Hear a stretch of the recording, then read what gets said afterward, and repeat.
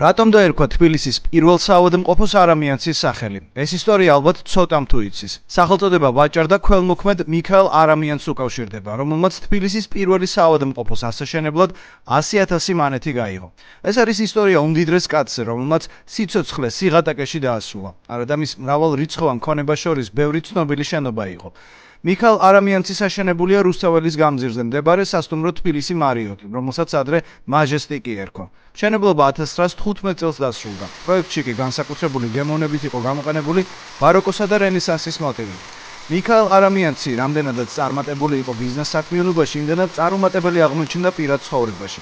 მეუღლე ეხსაპეთთან არამიანცს 6 შვილი ჰყავდა. როგორც ამბობენ, ქალი მას გამუდმებით ღალატობდა. ქონებას კი კაზინოებსა და რესტორნებში ფლანგავდა.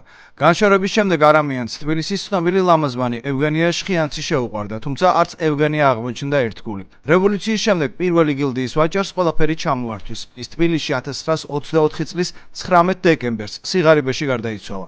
ამბობენ, რომ სიკვდილამდე მას ხშირად ხვდებოდნენ სასტუმრო მაჟესტიკთან ჩამომჯდარს. ხედავდნენ, როგორ ეფერებოდა მის კედლებს და ამბობდა, რა დრო იყო. სახლის სარდაფში გარდაცვლილი მილიონერი თეთრი კატაფალკით გაასვენეს, რომელშიც შავი ცხენები იყო შებმული. ასე თბილისმა პატივი ქველმოქმედს, რომელმაც ქალაქს არაერთი ლამაზი შენობა აჩუქა. ის ხოჯავანკის სომხურ სასაფლაოზე დაკრძალეს, თუმცა წლების შემდეგ კომუნისტურმა ხელისუფლებამ სომხური სასაფლაოს ადგილას პარკი მოაწყო. არამიანცის საფლავი კი სამუდამოდ დაიკარგა.